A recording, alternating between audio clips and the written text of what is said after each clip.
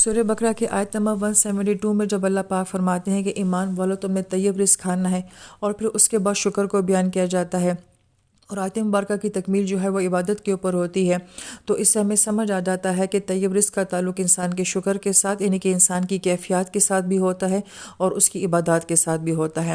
انسان کے رزق کا تعلق، اس کا بہت گہرا اثر انسان کی صحت کے اوپر ہوتا ہے، اور اسی صحت کے ساتھ پھر انسان عبادت بھی کرتا ہے، تو گویا کہ ان کا آپس میں بڑا گہرا ربط ہے۔ ہم یہ دیکھتے ہیں کہ صحت کا اور غذا کا موضوع جو ہے وہ آج باقاعدہ لوگوں کے لیے ایک سبجیکٹ بن چکا ہے، جس میں ہمارے آج کے لوگ باقاعدہ ریسرچ کر رہے ہیں کہ کس قسم کا کھانا کھانے سے کس قسم کے اثرات ہوتے ہیں، مزاج بنتے ہیں، عادات بنتی ہیں، کیفیات بنتی ہیں۔ تو گویا کہ ان تمام باتوں کا تعلق بھی جو ہے وہ رزق کے ساتھ ہوتا ہے، اس کے اوپر باقاعدہ آج ریسرچز ہو رہی ہیں۔ یہی مضمون اللہ تعالیٰ قرآن پاک میں طیب رزق کے ساتھ بیان فرما رہے ہیں کہ جو طیب رزق کھائے گا اس کے اندر سے شکر کی کیفیات نکلیں گی، اور وہی ایک عبادت کرنے والا مومن ہوگا۔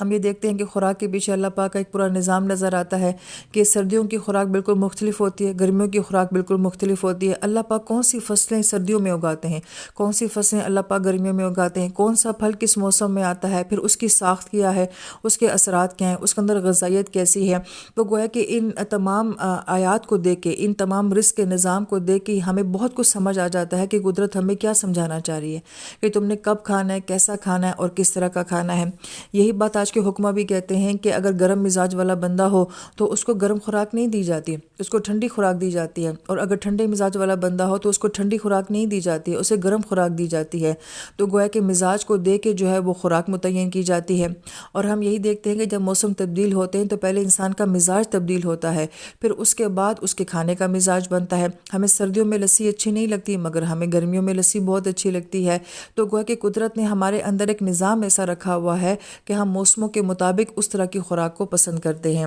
لہذا جب آج کا علم یہ کہتا ہے کہ کھانے کے انسان کی شخصیت کے اوپر اثرات ہوتے ہیں، مزاج کے اوپر اثرات ہوتے ہیں، اس کو نبی علیہ السلام نے کیسے بیان فرمایا ہے کہ جس گھر میں کوئی غم کی کیفیت آ جائے، کوئی فوتگی آ جائے، تو وہاں کے باقی رہنے والوں کو تلوینہ کھلانے کو کہا گیا ہے۔ اور تلوینہ کے بارے میں آپ نے فرمایا کہ اس کے اندر طاقت ہے اور یہ دل کو مضبوط کرتا ہے۔ تو گویا کہ آج کی ہم یہ ریسرچ دیکھتے ہیں کہ غم میں انسان کی عموماً بھوک مر جاتی ہے، اس کا جسم جو ہے وہ کمزور ہو جاتا ہے، کیونکہ غم انسان کو کمزور کر دیتے ہیں۔ تو آپ علیہ السلام نے اس وقت میں انسان کو کیا چیز کھانے کو کہا ہے کہ جو آپ کو طاقت دے، جو آپ کو مضبوط کرے، جو آپ کو غم کو سہنے کے قابل بنائے۔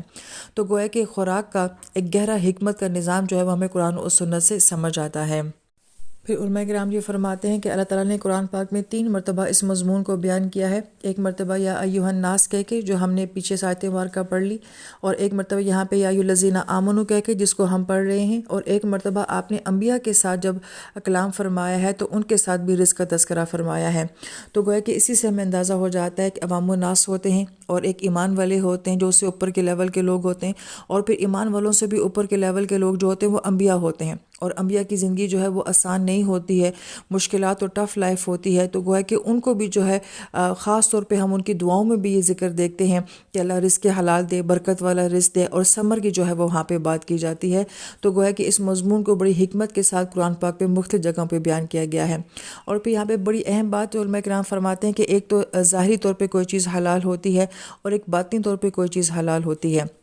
مثلا اللہ پاک نے تمام جانوروں کا گوشت ہمارے لیے حلال کیا ہے، لیکن اس کو کیا چیز حرام کر دیتی ہے؟ جب اس کو کمایا حرام طریقے سے جائے گا۔ اور جب ایک حلال چیز کو حرام طریقے سے کمایا جاتا ہے تو اس کے اثرات جو ہوتے ہیں وہ صرف نہ کہ ہمارے جسم پر ہوتے ہیں، ہماری شخصیت پہ ہوتے ہیں، بلکہ ہماری عبادات کے اوپر بھی ہوتے ہیں، جس کو حدیث مبارکہ میں بیان کیا گیا کہ اگر ایک انسان کا کھانا حلال نہ، اس کا پہننا حلال نہ ہو، تو اگر وہ غلاف کعبہ پکڑ کر بھی دعائیں مانگ رہا ہو تو اللہ پاک اس کی دعا کو قبول نہیں فرماتے۔ تو اس کا مطلب ہے کہ رزق کا کتنا گہرا تعلق ہوتا ہے ہماری عبادات کے ساتھ اور ہماری دعاؤں کے ساتھ۔ جیسے فرمایا کہ ایک حرام لقمہ اگر انسان کے جسم میں چلا جائے تو 40 دن تک اس کی عبادات قبول نہیں ہوتی ہیں۔ تو گویا کہ جب تک وہ ہمارے وجود کا حصہ رہتا ہے، اور آج کی سائنس یہ کہتی ہے کہ ہر 40 دن کے بعد انسان کے پرانے سیلز جو ہیں وہ مرنے شروع ہو جاتے ہیں، اور اس کے جسم کے نئے سیلز جو ہیں وہ بننے شروع ہو جاتے ہیں۔ تو جب تک وہ ہمارے جسم سے پرانا سیل بن کے نکل نہیں جاتا، اس وقت تک اس رزق کے ہمارے اوپر اثرات رہتے ہیں، تو ہماری عبادات کے اوپر، ہماری دعاؤں کے اوپر بھی جو ہے اس کے اثرات رہتے ہیں۔ لہٰذا اس معاملے میں آپ ریسرچ کریں کہ غذا کا انسان کی فزیک کے اوپر،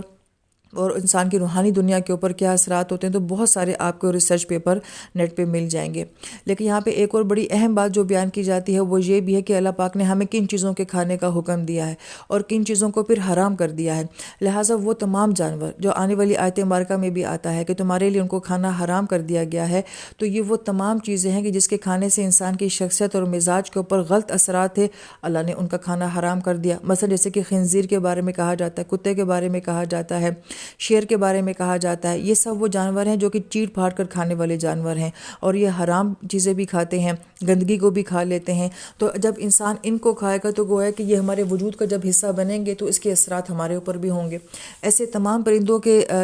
شکار یا ان کا کھانا ہمارے لیے حرام کر دیا گیا جو کہ چیٹ پھاڑ کر کھاتے ہیں، اپنے پنجوں کے ذریعے کھاتے ہیں یا گندگی اور غلاظت کو کھاتے ہیں۔ اللہ پاک نے فرمایا حلال نہیں ہے، کیونکہ جب ان پرندوں کا گوشت کھایا جائے گا، ہمارے وجود کا حصہ بنے گا، تو ہماری شخصیت کے اوپر، ہمارے عبادات کے اوپر، ہمارے اعمال کے اوپر اس کا اثر ہوگا۔ بعض اہل علم نے بڑا اہم نقطہ یہ بھی بیان فرمایا کہ اللہ پاک نے جو جانور حلال کیے ہیں، مثلا کہ گائے کو حلال کیا، بکری کو حلال کیا، بھیڑ کو حلال کیا، ہم دیکھتے ہیں کہ یہ کون سی خوراک کھاتے ہیں، نہ یہ چیڑ پھاڑ کر کھاتے ہیں، نہ یہ حملہ کرتے ہیں، یہ سب نباتات کو کھاتے ہیں، گھاس پھوس کو کھاتے ہیں۔ اور گویا کہ ایسی مخلوق جو کہ کھانے کے معاملے میں جو ہے وہ اتنی نفاست والی ہے، یا جو کہیں کہ اتنی بے ضرر چیز کھاتی ہے، جب انسان اس کو کھاتا ہے تو اس کے کھانے کے پھر ہمارے اوپر جو ہے وہ اثرات ہوتے ہیں۔ جانوروں میں تو پھر بھی کیٹیگریز ہیں کہ یہ کھانا ہے، یہ نہیں کھانا ہے، مگر نباتات کے معاملے میں تو تمام فصلوں کو جو ہے وہ ہمارے لیے حلال کر دیا گیا ہے۔ تو گویا کہ اس لیے آج جتنا حکیم لوگ اور اتباع لوگ یہ کہتے ہیں کہ سبزیاں انسان کو کھانی چاہیے اور اس کے بہت اثرات ہوتے ہیں، اس کی وجہ یہی ہے کہ ان میں کسی قسم کی کوئی منفیت ہی نہیں ہوتی ہے، وہ زمین سے اور بالکل خالص چیز سے بنی ہوئی خوراک ہوتی ہے۔ تو گویا کہ اس کے کھانے میں کسی قسم کا مضر اثر نہ ہماری فزیکل لائف پر ہوتا ہے اور نہ ہی ہماری روحانی لائف کے اوپر ہوتا ہے۔ تو گویا کہ ایک پورا نظام ہمیں سمجھ آتا ہے کہ اللہ پاک نے کن چیزوں کو ہمارے لیے کھانا حلال کیا اور کن چیزوں کو ہمارے لیے کھانا حرام کیا، تو اس کے اندر بھی ایک حکمت کا نظام۔ پھر اللہ تعالیٰ آیت نمبر 173 میں بیان فرماتے ہیں کہ ہم نے تمہارے لیے پھر کن چیزوں کو حرام کیا ہے، تو اس میں فرمایا کہ مردار جانور کو، خون کو، خنزیر کے گوشت کو، اور ہر وہ جانور جو کہ اللہ تعالیٰ کے نام کے سوا کسی اور نام پر قربان کیا جائے۔ یہاں پہ اہیلا کا لفظ استعمال کیا گیا جو کہ اسی سے حلال لفظ بھی بنتا ہے، جو کہ نئے چاند کو کہا جاتا ہے۔ اس سے ہمارے بہت سارے تہوار منسلک ہوتے ہیں۔ اونچی آواز کو اور بچے کے اونچی آواز سے رونے کو، حاجی کی اونچی آواز سے تلبیہ پڑھنے کو بھی احلال کہا جاتا ہے۔ لہٰذا اس میں آواز کے ساتھ ساتھ جذبات کا بھی تعلق ہے۔ جب یہ کافر لوگ جانوروں کو اپنے بتوں کے نام پہ ذبح کیا کرتے تھے تو گویا کہ وہاں پہ یہ ان کے نام لیا کرتے تھے، تو جہاں پہ اللہ پاک یہ فرما رہے ہیں کہ نہیں، اس رسم کو ختم کرنے کے لیے اب جب تم جانوروں کو ذبح کرتے ہو تو وہاں پہ کلمہ لا الہ الا اللہ پڑھا کرو، تاکہ وہ جو پرانی عادت ہے اور جو پرانی عبادت کا طریقہ ہے وہ تمہارے اندر سے نکل جائے۔ پھر ان چیزوں کے اوپر خود ڈاکومنٹریز دیکھنی چاہیے کہ یہ تمام چیزیں جن کو اللہ پاک نے حرام کیا ہے ان کے اندر کتنے نقصانات ہیں، تو ایک حکمت کا نظام جو ہے وہ ہمیں سمجھ آتا ہے۔ پھر اسی آیت مبارکہ میں اللہ پاک فرماتے ہیں کہ اگر کوئی شخص بہت مجبور ہو جائے، لیکن نہ تو وہ بغاوت کرنے والا ہو اور نہ ہی وہ کوئی عادت سے جرم کرنے والا ہو، تو اگر وہ کوئی تھوڑا سا حرام کھا بھی لے گا، لذت کے لیے نہیں مگر محض اپنی جان کو بچانے کے لیے، تو اللہ تعالیٰ کی ذات بہت معاف کرنے والی مہربان ذات ہے۔ لہٰذا یہاں پہ علماء کرام نے رزق کے 16 دروازوں کو بیان فرمایا ہے، اور جب ہم اس کے بارے میں پڑھتے ہیں تو ہمیں اندازہ ہو جاتا ہے کہ رزق کے نظام کا تعلق جو ہے وہ کس قدر ہماری صحت کے ساتھ بھی ہے، ہماری عبادت کے اور ہماری روحانیت کے ساتھ بھی تعلق رکھتا ہے۔ لہٰذا فرمایا کہ باقاعدہ اہتمام کے ساتھ جماعت کے ساتھ نماز پڑھنا، کثرت استغفار کرنا، صدقہ دینا، تقوی اختیار کرنا، کثرت کے ساتھ عبادت کرنا، حج اور عمرہ کرنا، حسن سلوک کرنا، کمزوروں کے ساتھ اچھا سلوک رکھنا، توکل کرنا، شکر ادا کرنا، گھر والوں کو مسکرا کر سلام کرنا، والدین کا فرما بردار ہونا، باوضو رہنا، چاش کی نماز پڑھنا، سورہ واقعہ کیا پڑھنا اور دعائیں کرنا۔ ان طریقوں سے اللہ پاک انسان کے لیے رزق کے دروازوں کو کھول دیتے ہیں، اور یہ تمام ذرائع جو ہیں وہ اتنے نورانیت والے ہیں، اتنے بابرکت ہیں، تو گویا کہ ہمارے رزق کا جو ہے ہماری عبادات، ہمارے اخلاقیات، ہماری شخصیت کے اوپر بہت گہرا اثر ہوتا ہے۔ لہٰذا اللہ تعالیٰ سے دعا ہے کہ اللہ تعالیٰ ہم سب کو رزق حلال اور طیب کمانے کی، کھانے کی اور لوگوں میں تقسیم کرنے کی توفیق نصیب فرمائے۔ آمین یا رب العالمین۔